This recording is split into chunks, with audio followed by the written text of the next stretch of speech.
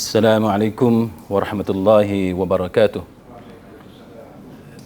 Innal hamdalillah nahmaduhu wa nasta'inuhu wa nastahdihi wa nastaghfiruh wa na'udzu billahi min shururi anfusina wa min sayyiati a'malina. Man yahdihillahu fala mudhillalah wa man yudlil fala hadiyalah. أشهد أن لا إله إلا الله وحده لا شريك له وأشهد أن محمدا عبده ورسوله اللهم صل وسلم على محمد وعلى آله وصحبه والتابعين بإحسان إلى يوم الدين أما بعد رب اشرح لي صدري ويسر لي أمري واحلل عقدة من لساني يفقهوا قولي. Yang pertamanya, terima kasih kepada Tuan Azri selaku moderator ataupun pengurusi majlis pada pagi ini. Yang sama-sama kita hormati Tuan Pengarah, Tuan Abdul Aziz selaku bos nombor satu lah, kan, yang sudi memberi ruang kepada saya dan kepada kita semua untuk berada dalam majlis ini. Juga Tuan Pengurus Besar PEN Mutiara, Tuan Haji Aziz bin Sabdin, Tuan Penolong Pengarah Encik Izwan dan seterusnya, para pengurus dan juga kepimpinan persatuan nelayan, tuan-tuan, perempuan, sidang hadirin mukminin. Mudah-mudahan kita semua pada pagi ini dirahmati dan diberkati oleh Allah Subhanahu wa taala. Kita pada pagi ini walaupun tuan moderator tadi sebut tanpa dihadkan masa, tapi itu cukup mengecutkan semua, kan. Sebab nanti dia duduk lama sangat, ada orang penceramah ni, kadang-kadang ada penceramah yang dia mabuk mikrofon. Dia dapat mikrofon tu, dia susah nak berhenti. Tu ada juga masalah macam tu. Tapi tuan-tuan jangan risaulah. Saya ni jenis yang suka hadkan masa. Sebab apa? Sebab saya ni ilmu tak banyak sangat. Jadi kalau keluar banyak-banyak nanti duk berulang benda yang sama, nanti kita pun kata yang ni dah meleret. Jadi jangan risau. Saya akan insya-Allah sekitar sejam ataupun 45 minit saya akan berhenti, dan kalau ada satu dua soalan, kalau adalah kita boleh sama-sama bincangkan. Baik, sidang hadirin mukminin, bila kita bercakap tentang peristiwa Isra' dan Mi'raj ini, dia ada dua perkataan, kan. Satu Isra', yang keduanya Mi'raj, kan. Apa dia Isra' dan apa dia Mi'raj? Baik, apa yang diceritakan dalam Al-Quran dan juga hadis-hadis Nabi sallallahu alaihi wasallam tentang peristiwa Isra' dan Mi'raj, dan kenapa kita sebagai orang Islam penting untuk kita mengetahui tentang peristiwa Isra' dan Mi'raj. Baik, sebelum saya pergi lebih jauh, saya percaya bahawa tuan-tuan dan perempuan, bila setiap kali saban tahun kita berbicara tentang peristiwa Isra' dan Mi'raj, antara ayat yang biasa ustaz-ustaz ataupun penceramah akan baca ialah ayat Subhanallazi asra bi'abdihi laila. Betul tak? Betul ke tak ni? Ni macam kan, minal masjidil haram ilal masjidil aqsa alladhi barakna haulahu linuriyahu min ayatina. Kan itu antara ayat dan juga nas yang masyhur lah setiap kali kita berbicara tentang Isra' dan Mi'raj. Baik, bila Allah Ta'ala berbicara tentang Isra' ini, kan, subhanallazi asra, kan, maha suci Tuhan yang telah memperjalankan bi'abdihi, kan, hamba dia, yakni Muhammad sallallahu alaihi wasallam, minal masjidil haram ilal masjidil aqsa, dari masjidil haram pergi ke masjidil aqsa. Perjalanan itu, kalau pada waktu itu mengambil masa 40 malam sehinggalah 2 bulan. Itu kebiasaan dia lah. In between 40 malam hingga 60 malam perjalanan kebiasaannya. Tapi apa yang Allah Ta'ala lakukan kepada Nabi kita Muhammad sallallahu alaihi wasallam ialah memperjalankan Nabi kita hanya bukan satu malam itu, tapi sebahagian daripada malam itu.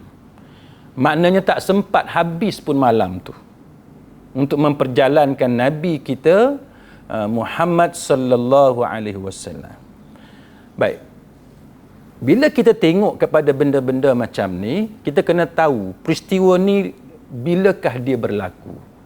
Maka para ulama sirah menceritakan bahawa peristiwa ini berlaku selepas kematian Abu Talib dan juga selepas kematian Khadijah radhiyallahu anha, yang mana dua orang ini adalah penyokong kuat kepada Nabi sallallahu alaihi wasallam.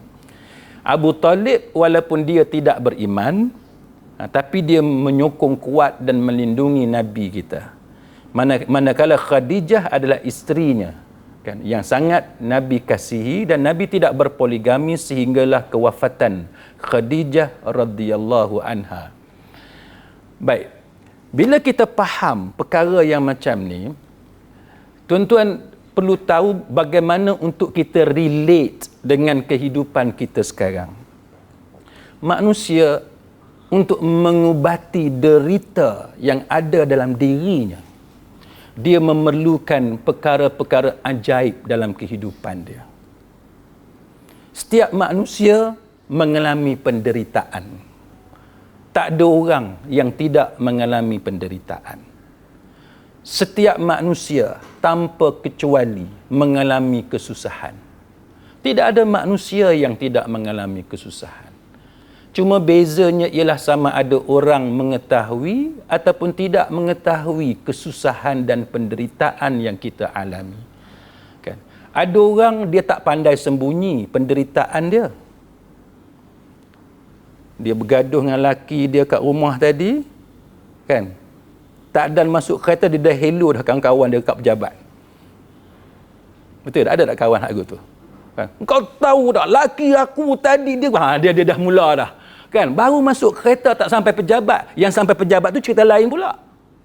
Jadi satu hari tu cerita pasal perbalahan dia dengan suami dia, masalah dengan anak dia. Dia kata, kau tahu dah anak aku dia pergi tinggal pula makanan atas meja tu. Dia cerita semua benda hak susah dia tu, dia cerita dekat kawan-kawan dia. Sampai kawan-kawan dia nak kerja pun tak boleh. Itu satu contoh, kan, orang hak mana dia tak boleh simpan benda hak dia susah. Walaupun bagi kita itu titik bengit. Just a piece of cake. Kan, orang Penang kata. Betul orang Penang. Anak mami kat Penang, dia tak kata dia baca surat khabar, dia kata baca paper. Tu kan, dia ada speaking sikit.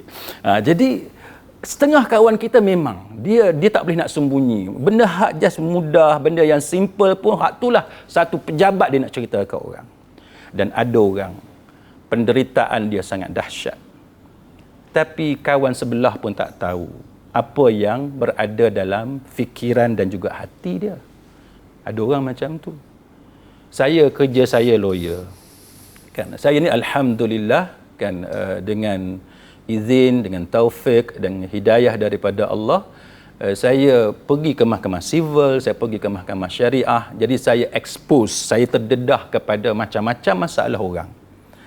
Tuan-tuan sekalian, bila kita bercakap tentang kehidupan ni, maka benda yang kita perlu ada dalam diri kita ialah kekuatan. Tetapi kekuatan tu dia tak datang sendiri. Kan? Kita perlu bantuan daripada Allah dan kita perlu tahu kaedah untuk memperolehi kekuatan tu. Dan juga untuk mempertahankan kekuatan tu supaya sering ada dalam diri kita.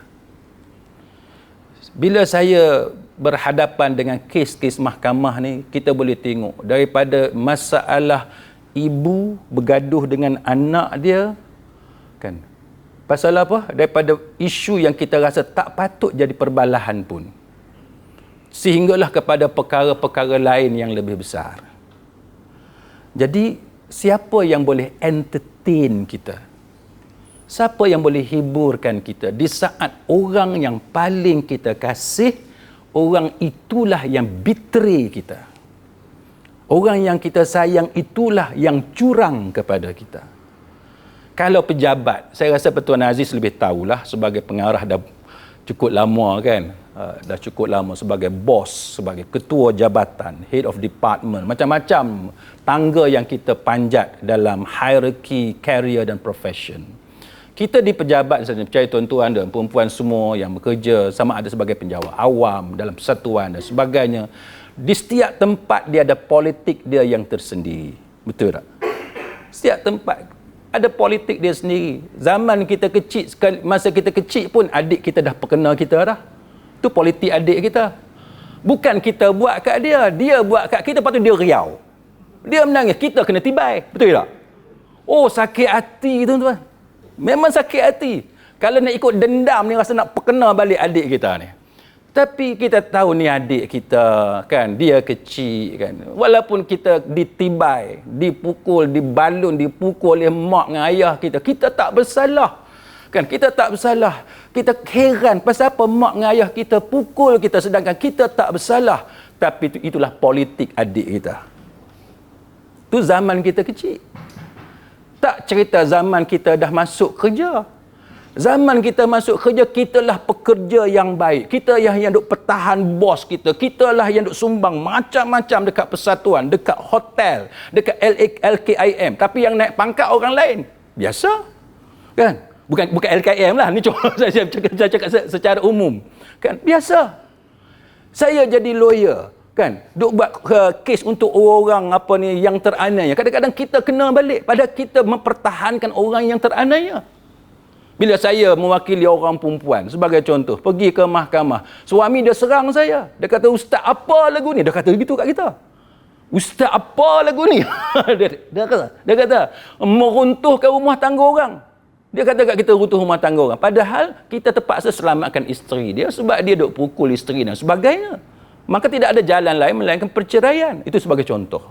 Jadi hidup kita ni, kita berhadapan dengan pelbagai politik. Kan, di pejabat, rumah tangga, dengan kawan, dalam perniagaan dan sebagainya. Maka dengan sebab itu kita didatangkan oleh Allah Subhanahu Wa Taala kisah-kisah macam ni sebagai panduan kepada kita. Bagaimana penderitaan, kesusahan dan pengorbanan yang dilalui oleh Rasulullah sallallahu alaihi wasallam, maka Allah Taala hiburkan nabi kita.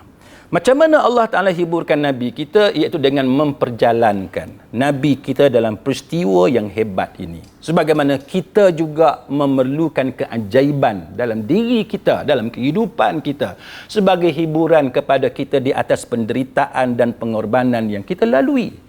Baik, apa dia hiburan kepada Nabi dan apa dia hiburan kepada kita? Baik, saya akan cerita tuan-tuan sekalian. Dalam peristiwa ini, hiburan kepada Nabi ialah sebagaimana ayat ini, surah Al-Isra ayat yang pertama ini menceritakan macam mana Allah Ta'ala memperjalankan Nabi kita dari Masjidil Haram pergi ke Masjidil Aqsa. Aqsa maknanya yang paling jauh. Kan? Yang paling jauh. Sebab orang Arab zaman dulu, tempat yang menjadi tumpuan yang paling jauh perjalanan bagi mereka adalah Aqsa, Palestin. Masa tu dia panggil Syam. Syam ni banyaklah wilayah-wilayah dia. Tetapi bila sebut Syam, salah satunya ialah Palestin. Bila sebut Palestin, dalam tu adalah Masjidil Aqsa. Baik. Yang mana Allah Ta'ala sebut minal Masjidil Haram ilal Masjidil Aqsa. Ayat selepas tu allazi barakna haulahu linuriyahu min ayatina. Allah Taala kata yang mana kami berkati sekelilingnya agar kami perlihatkan kepadanya, yakni Allah Taala nak perlihatkan kepada Nabi kita Muhammad sallallahu alaihi wasallam min ayatina, sebahagian daripada tanda-tanda kebesaran kami. Jadi Allah Taala hiburkan Nabi kita dengan memperjalankan Nabi kita dan tunjuk Masjidil Aqsa yang mana di sekelilingnya ada tanda-tanda kebesaran Allah Ta'ala. Maka para mufassirun seperti Imam Ibn Kathir, dia kata apa? Dia kata tanda kebesaran Allah Ta'ala itu apa? Iaitu kesuburan tanah yang ada di Palestin. Kan? Nak banding dengan Mekah, siapa pernah pergi umrah kan? Pernah pergi kan? Umrah ataupun haji, siapa yang pernah pergi boleh tengok gersangnya Mekah. Kecuali sekarang ni dah hujan banyak tu adalah hijau sikit. Tapi nak banding kita tak boleh banding. Jadi bila nak banding Mekah tu dengan Palestin, jauh. Sebab Mekah, tempat yang Nabi duduk tu dikelilingi oleh bukit yang batu dia keras, solid. Kalau tuan duduk kat hotel tu, buka pintu hotel, tengok batu tu memang batu sungguh. Kita batu kat Malaysia ni, batu dia kat atas tu ada rumput, ada tanah tu. Dia ni dia batu sungguh. Nanti tuan-tuan akan kata pula, adakah batu yang tak sungguh? Maksudnya memang kita tengok dengan mata kita memang batu, bukan benda lain lah, tak ada benda lain. Maka bila sampai di Palestin, Nabi melihat kesuburan tanaman yang ada di Palestin, benda yang sangat berbeza. Sebab tu kita, tuan-tuan sekalian, bila kita ada masalah dalam kehidupan, kan, bila ada kita mengalami penderitaan, ada satu benda yang kita kena buat. Ada satu benda yang kita kena buat. Masalah tu macam-macam lah, kan. Macam saya sebut tadi, kalau career, kalau profession, soal kenaikan pangkat, kan. Kalau di mahkamah tu hakim pun nak naik pangkat juga. Tapi bukan kita seorang yang nak naik pangkat, kawan kita yang lain pun nak naik pangkat, maka ada persaingan. Dalam persatuan ada masalah, dalam koperasi ada masalah, dalam bisnes semua ada masalah, dalam rumah tangga pun sama. Ni semua orang hak kita harap ni, anak kita, anak yang kita paling sayang, itulah kemudian yang akan melukakan hati kita. Suami hak kita paling sayang, itulah yang kemudiannya mengecewakan kita. Betul tak? Tak betul. Isteri, hak kita paling sayang, itulah yang kemudiannya melukakan, menghiris hati kita. Pasal apa, tuan-tuan? Sebab orang hak kita paling sayang ni, kita akan sangat sensitif dengan dia. Macam dengan bos lah, kita dengan bos kita sangat rapat. Jadi bila bos dia keluarkan kata-kata yang kadang-kadang keras sedikit, kita akan terasa. Sebab kita rapat dengan dia. Jadi bila kita rapat dengan satu orang, kita ada satu hubungan yang sangat personal dengan orang tu. Anak kita, suami kita, isteri kita. Maka bila dia buat satu kesilapan, maka itu sangat mengecewakan kita. Ini benda yang berlaku di mana-mana, kan. Bos buat kesilapan, sangat mengecewakan kita. Pekerja bawahan yang sangat kita harapkan akan mengecewakan kita. Saya ada staff saya buat silap, sangat mengecewakan kita. Kita pun tak tahu nak tegur dia macam mana. Saya pernah bila dapat panggilan daripada staff, lepas tu adik ipar saya kebetulan ada masa tu, dia tanya isteri saya, dia kata, "Tu abang bercakap dengan siapa?" Lepas tu isteri saya jawab, bercakap dengan staff dia. "Weh, lembutnya bercakap dengan staff." Dia katakan, lembutnya bercakap dengan staff. Saya memang, tuan-tuan sekalian, saya sentiasa memilih, kalau saya nak marah pun, saya akan marah dengan cara yang paling lembut. Kecuali kalau dah tak tahan sangat, tu cerita lain lah. Kan? Tak tahulah Tuan Aziz pun dah lempar file tak? Yang ni tuan-tuan lebih tahulah, kan. Bos ni kadang-kadang bila dia nak marah tu, dia lempar file tu, betul-betul nampak bos. Kan? Kalau tak lempar file tu bukan bos lagi tu. Sebagai contoh. Kan? Tapi saya, tuan-tuan sekalian, berusaha untuk tegur dengan cara yang paling lembut, kan. Tapi bila anak kita buat silap, dia sangat menghiris perasaan kita.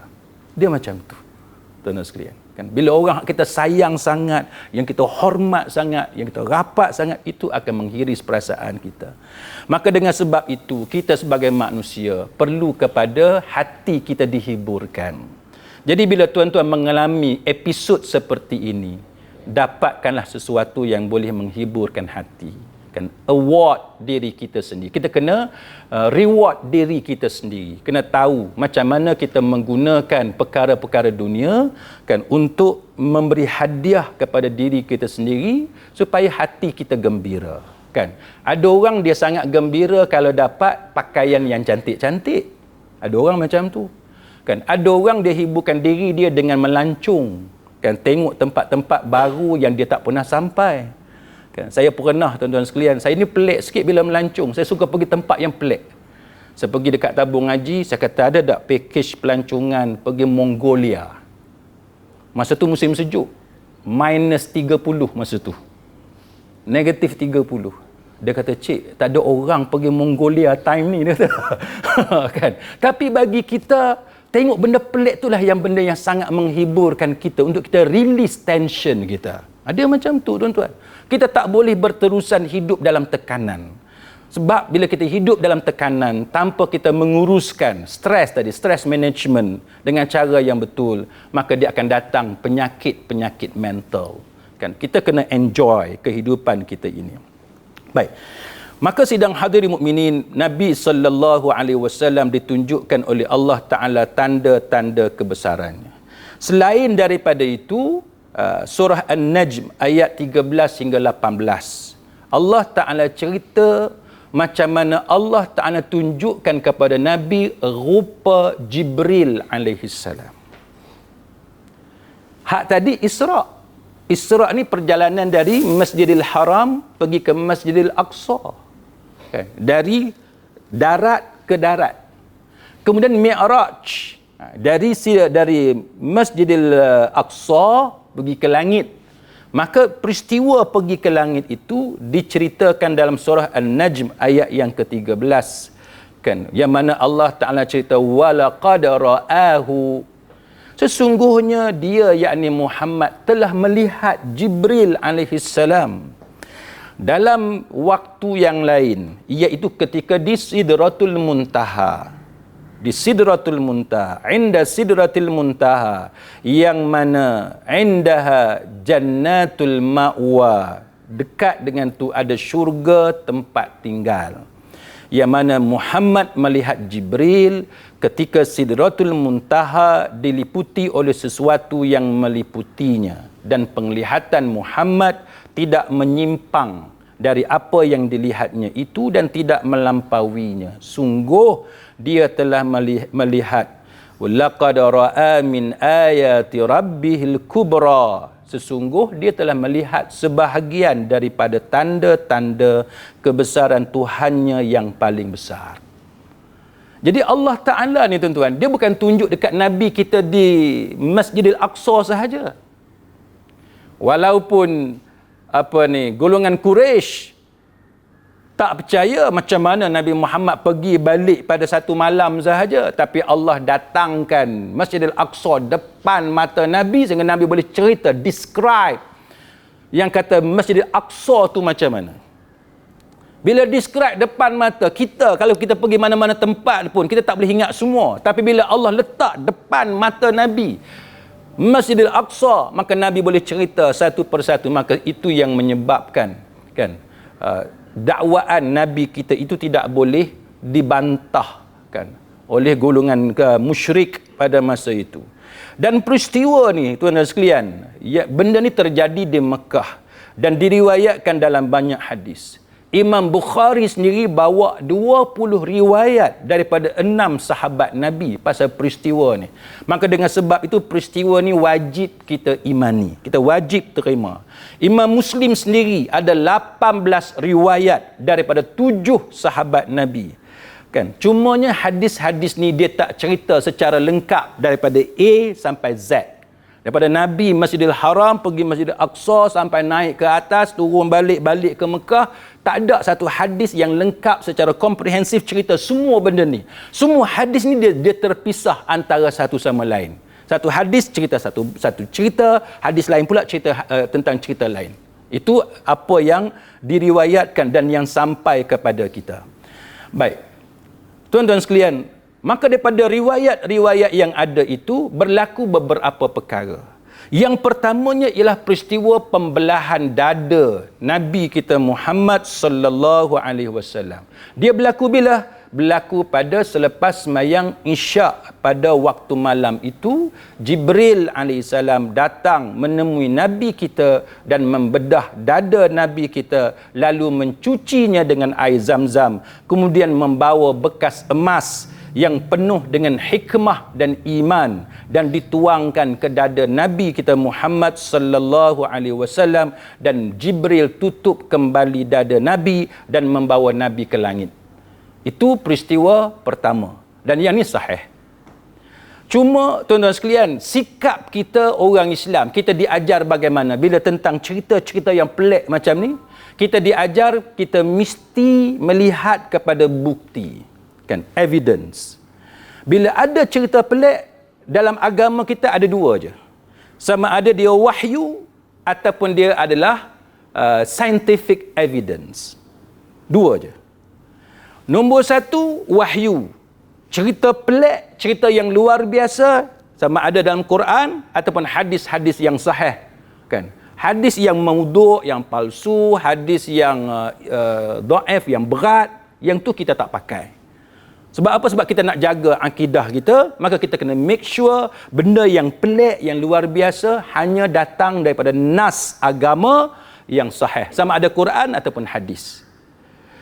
Benda-benda yang tak ada dalam Quran dan tak ada dalam hadis Nabi, tapi dia boleh dibuktikan dengan scientific study, scientific evidence, yang tu pun boleh terima. Sebab Nabi kata, antum a'lamu bi umuri dunyakum, kamu lebih mengetahui tentang hal ehwal dunia kamu. Maka peristiwa macam ni, walaupun dari segi logik akal tu tak boleh diterima, tetapi dengan sebab dia datang melalui hadis yang sahih, kita terima.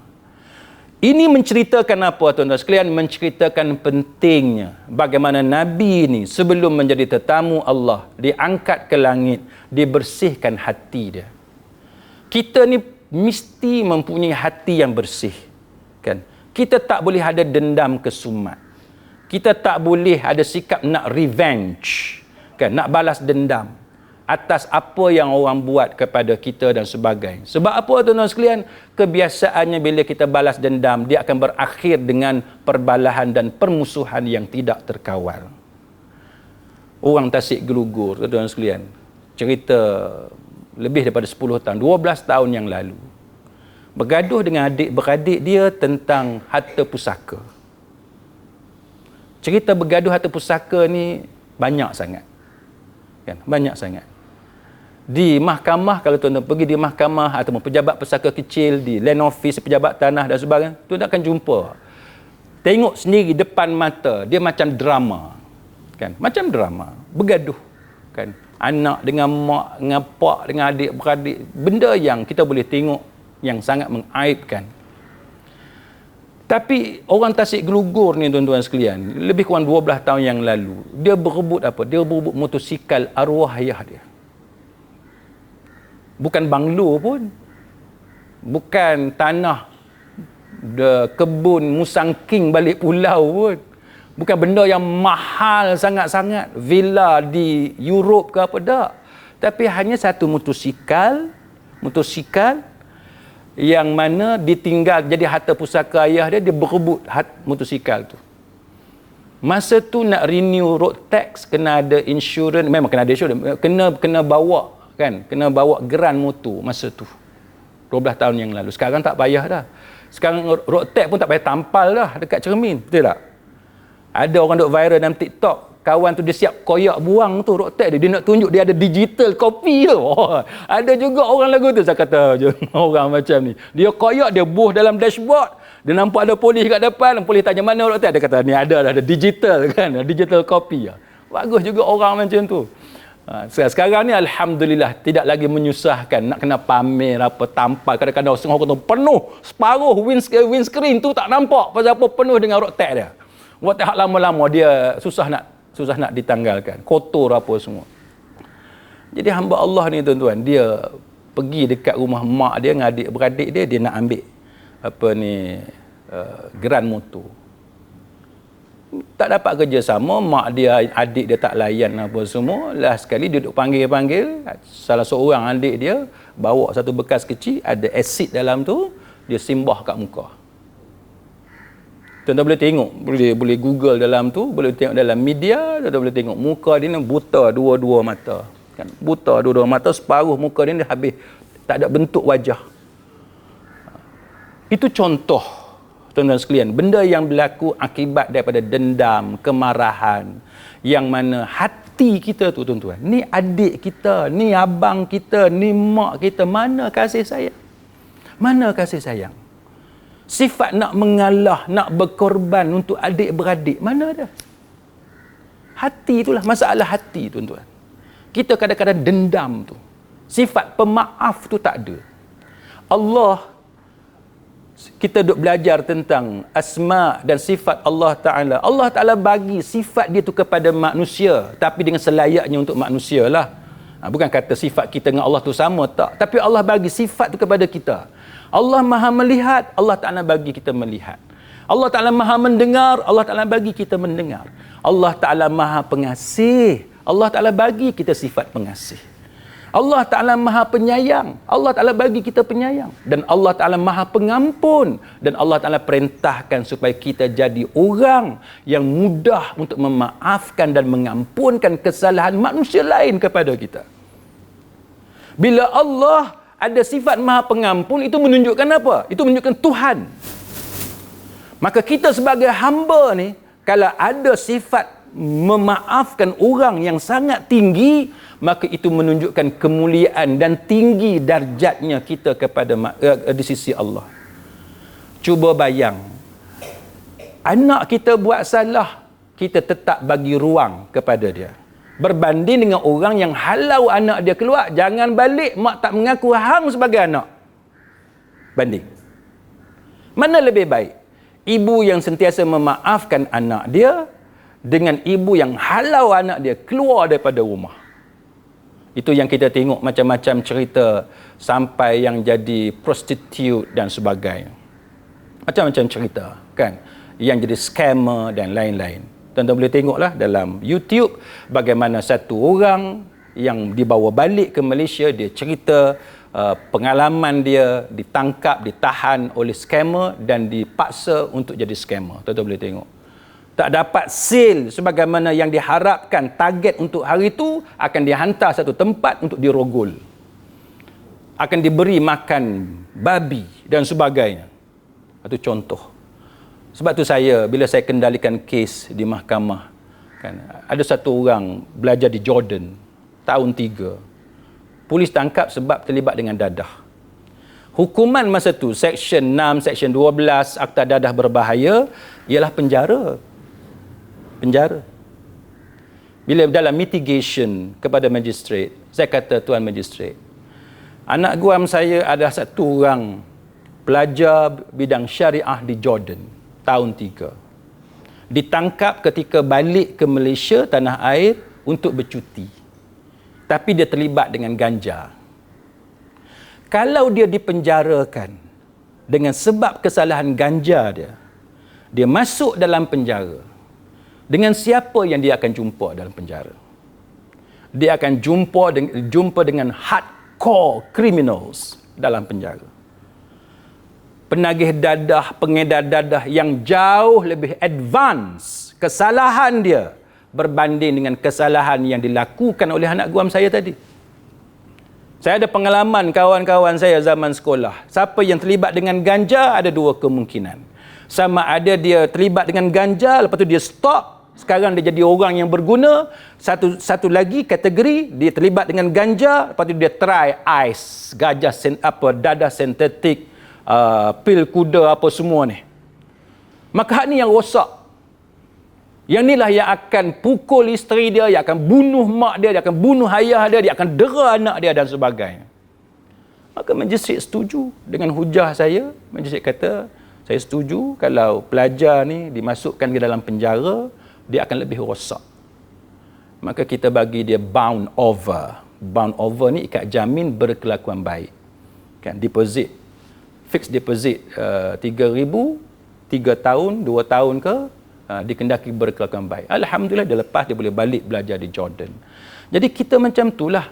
Kita dengan orang ramai, kita dengan subordinates kita, orang bawahan kita, dengan customer kita, pelanggan kita dan sebagainya, kita kena ada sifat suka memaafkan. Bagi ruang. Sebab dengan kita bagi ruang itulah hubungan itu akan jadi baik dalam masyarakat. Sama ada dalam rumah tangga ataupun dalam karier kita. Baik, jadi hati kita itu kena baik. Yang keduanya, tuan-tuan sekalian, ialah peristiwa Isra', yang mana saya baca terjemahan saja sebab hadis ni agak panjang. Aku diberi burak, iaitu seekor haiwan putih yang lebih besar dari himar dan lebih kecil dari keldai. Aku mengenderainya, menaikinya sebagai kenderaan. Burak ini membawa aku sampai ke Baitul Maqdis. Nabi naik burak sampai Baitul Maqdis. Lalu aku mengikatnya di tempat para Nabi menambatkannya. Aku masuk ke Baitul Maqdis dan sembahyang 2 rakaat. Selepas itu aku keluar dan malaikat Jibril menghampiri aku dengan membawa satu bekas berisi khamar dan satu lagi bekas berisi susu. Aku pilih susu. Lalu malaikat Jibril AS berkata, engkau telah memilih sesuai dengan fitrah Setelah itu dia membawaku naik ke langit.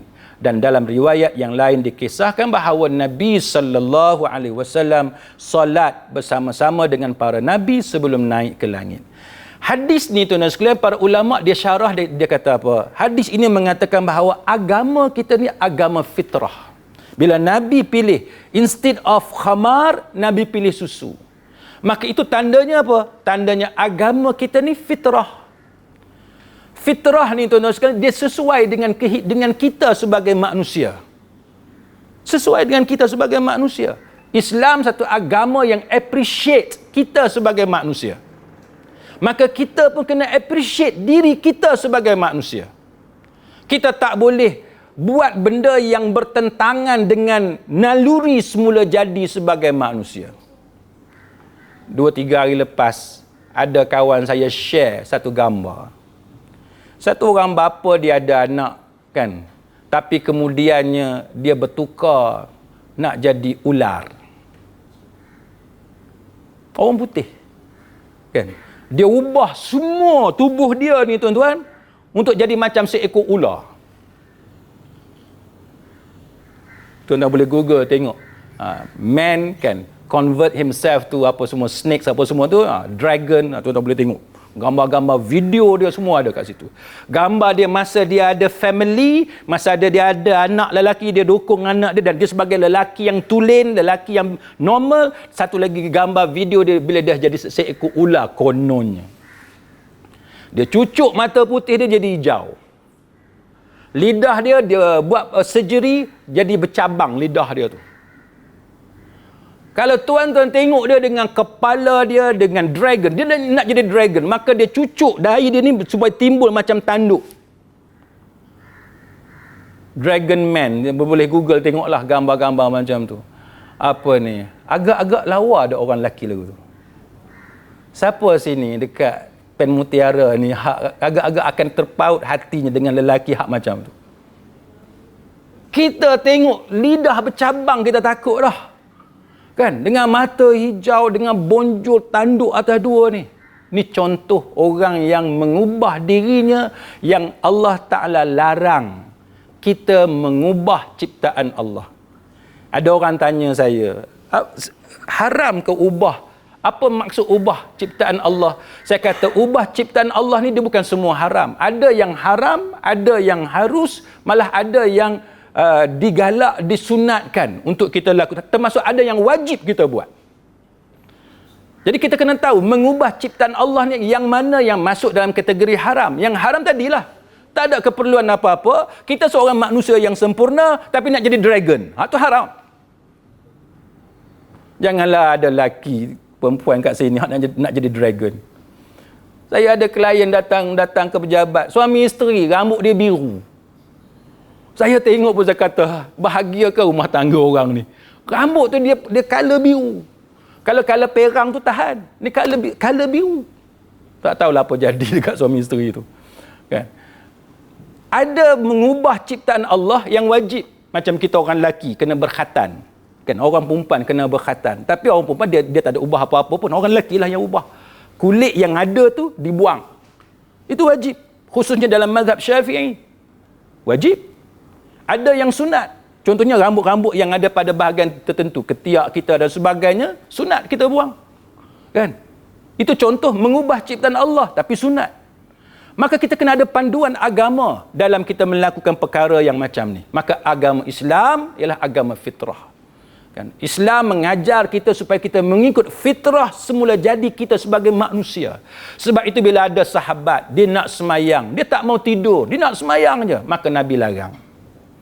Nabi kata dia yang lebih takut kepada Allah. Tak ada manusia lain yang lebih takut kepada Allah lebih daripada Nabi. Tapi Nabi kahwin, Nabi tidur, walaupun Nabi banyak semayang, tapi Nabi tetap tidur. Setiap benda tu dia ada hak dia. Maka tubuh kita ada hak, tuan-tuan sekalian.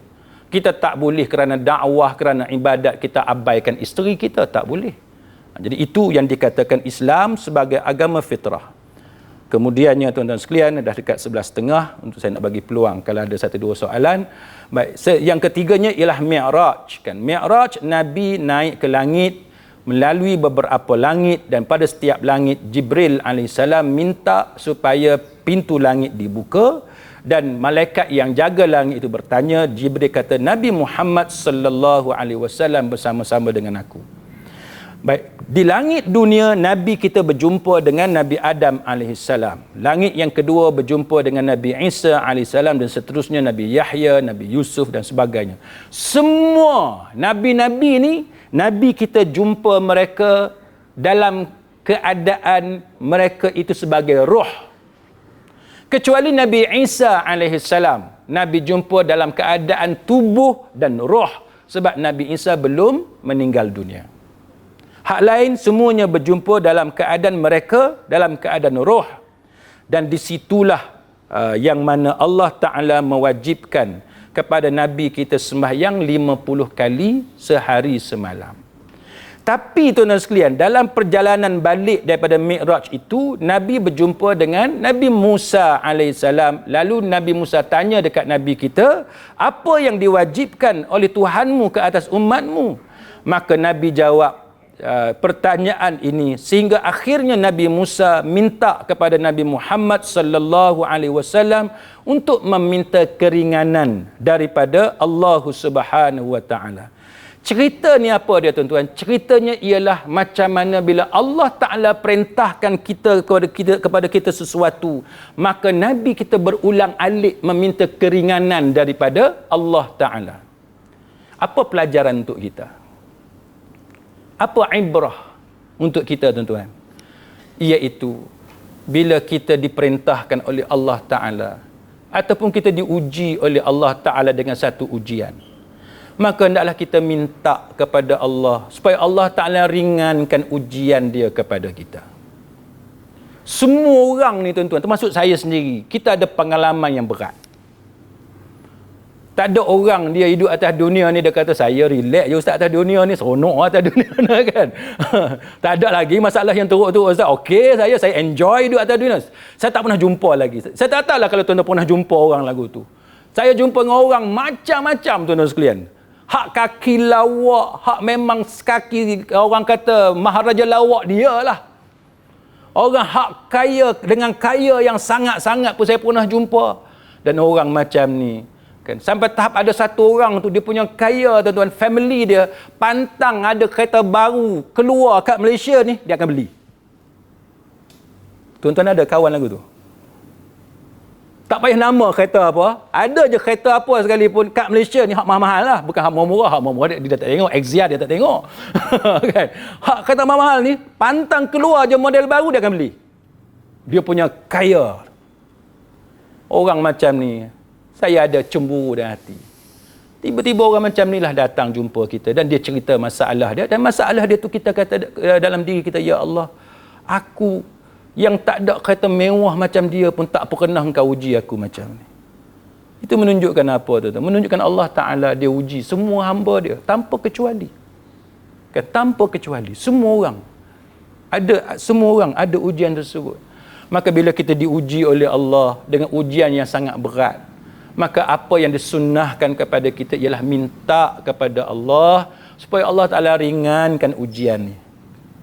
Allah Ta'ala dia nak dengar suara kita. Kan? Minta dengan dia keringanan. Dia nak yang tu. Kalau tuan-tuan nak faham sifat Allah ni, macam saya cerita pada tuan-tuan tadi, Allah Ta'ala bagi sifat dia kepada manusia supaya kita faham. Kan? Allah Ta'ala maha melihat, kita melihat. Allah Ta'ala ketawa, dia bagi kita ketawa. Jadi semua cerita tu kita tahu. Cuma kita tak boleh katalah Allah tu sama dengan kita, tak boleh. Kan? Allah Ta'ala ketawa, Allah Ta'ala murka, tak sama dengan kemarahan kita. Allah Ta'ala berkata-kata, tak sama dengan kita berkata-kata. Tapi poinnya ialah kita faham. Kan? Poin tu kita faham. Maka macam itulah kita ingat tak? Apa dia saat yang kita paling seronok dalam hidup kita? Kalau kita ada semua benda yang kita boleh tunaikan apa yang anak ataupun isteri kita minta. Betul tak? Ke ada yang tak setuju dengan saya? Saya tuan-tuan, kalau isteri saya kata, abang, ambil lah hotel mahal sikit. Saya kata, mahal tu mahal banyak mana? Dia kata, abang mampu berapa? Saya kata, my limit is the sky. My limit is the sky. Tak ada limit, saya kata. Dia kata, betul ke abang ni? Dia kata. Saya kata, betul. Nak hotel mana? Dia pun sebutlah hotel mana yang dia suka nak pergi tidur dengan anak-anak. Bila kita bagi tu, dia seronok tak? Macam tak setuju dengan saya. Ke ataupun dekat LAKIM ni, Persatuan Nelayan ni, biasanya suami minta dengan isteri. Ada macam tu ke? yang booking hotel ni abang suka lah tidur. Macam tu ke? Dia cerita balik. Kan terbalik. Sebab yang bagi nafkahnya isteri. Bukan suami bagi nafkah. Pasal isteri gaji lagi mahal daripada suami. Ada juga orang macam tu kan. Tapi poin saya ialah, bila orang yang kita sayang minta dengan kita satu benda yang kita mampu bagi, seronok tak? Untuk kita bagi. Seronok sangat. Seronok. Fitrah manusia. Isteri kita, hak kita sayang tu, kecuali isteri hak memeningkan kepala kita. Itu cerita lain. Ni isteri hak kita sayang. Hak suami hak kita sayang. Dia nak satu benda, kita bagi. Masa kita bagi tu, kita cukup seronok. Anak saya minta macam-macam dengan saya. Dan saya, benda tu saya mampu bagi. Saya cukup suka bagi kat dia. Dia kata, ayah, jomlah kita pergi snorkeling kat Pulau Redang. Tengok tarikh apa semua. Oh, boleh. Jom kita pergi. Seronok. Rasa bangga sebagai seorang ayah boleh tunaikan permintaan anak. Itu perasaan kita sebagai manusia. Maka Allah bagi sifat tu kepada kita untuk kita faham. Bahawa Allah sangat suka kalau kita ni minta dengan dia dan dia malu. Bila kita angkat tangan kepada dia minta doa, dia tidak tunaikan permintaan itu. Sebab tu bila kita menderita, bila kita susah, minta dengan Allah. Ya Allah, ringankanlah kan beban aku ni ya Allah kan. Ringankanlah, hilangkanlah kesusahan aku ni. Kena minta. Allah Ta'ala uji tu sebab Allah Ta'ala nak dengar suara kita meminta kepada dia. Baik. Pukul apa dah tuan-tuan? Baik. Saya rasa saya nak bagi peluang. Kalau ada soalan lah. Kalau tak ada soalan, saya sambung sikit dalam 10 minit. Lepas tu kita boleh berhenti kan? Tuan-tuan sekalian. Sebab dia manusia ni dia boleh terima 40 minit je, paling lama sejam kan. Lepas tu dia akan masuk kanan, dia keluar kiri. Kalau tambah lagi 10 minit dia tak masuk dah. Kan. Kalau masuk juga dia keluar kot kiri, tahan juga kot lah ada singgah dalam kepala sikit-sikit. Ni tak, dia tak masuk, dia tepu dah. Tahu tepu. Macam kita kacau Milo lah kan, kacau Milo bubuh lagi dia dah tak larut dah dalam air. Jadi setakat itu saya bagi peluang kalau tuan-tuan puan-puan ada sebarang soalan, insya-Allah yang mana saya mampu saya jawab. Kalau tak mampu tu di luar daripada kemampuan saya. Dipersilakan kalau tuan-tuan puan-puan ada sebarang soalan yang relevan pun boleh, yang tak relevan pun tak apa. Ada.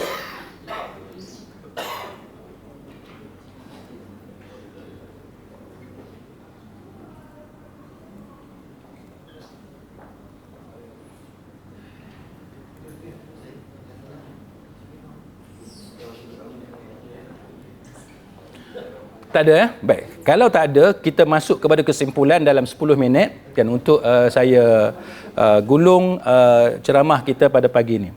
Baik. Jadi sidang hadirin mukminin, apa dia pengajaran yang kita boleh ambil secara ringkas daripada peristiwa ini?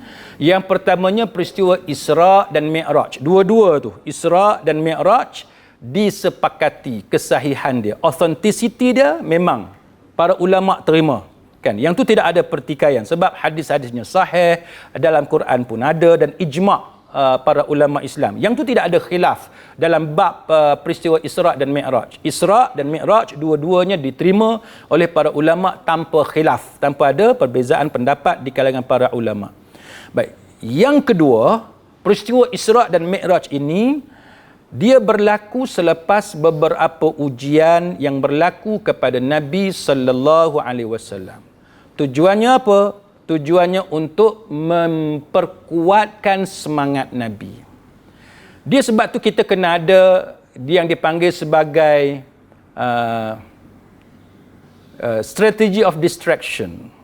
Kan? Strategy of distraction. Apa dia strategy of distraction? Strategi untuk kita distract. Fokus kita kepada benda lain. Bila kita ada satu-satu masalah. Contohnya kita ada masalah di pejabat. Itu yang kadang-kadang ada orang buat retreat di tempat lain kan. Ada mesyuarat ke apa ke ni, bos Tak payahlah buat mesyuarat kat Pem Mutiara. Pem Mutiara ni tempat kerja kita, kan. Kita duduk kat sini buat mesyuarat kat sini. Tak boleh, kan. Tepu, kepala ni tepu. Duk tengok file, duk tengok orang, duk tengok dinding, duk tengok toilet, benda sama. So sebab tu sekarang ni tuan boleh tengok banyak mesyuarat sama ada kerajaan ke swasta ke dia buat tempat lain. Ada setuju dah tu, bos kena dengar tu. Perlu diambil kira. Tuan boleh tengok sama ada kerajaan ataupun swasta. Saya terlibat dalam Jawatankuasa Teknikal JAKIM, kan. Kita buat kadang-kadang ada mesyuarat bukan di JAKIM tapi di luar daripada JAKIM, kan. Plan macam-macam lah di luar daripada Kuala Lumpur sekalipun ada.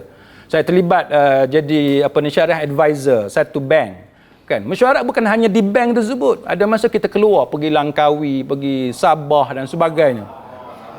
Sebut tu faham lah tu, kan. Kalau bos tak faham lagi tak tahu.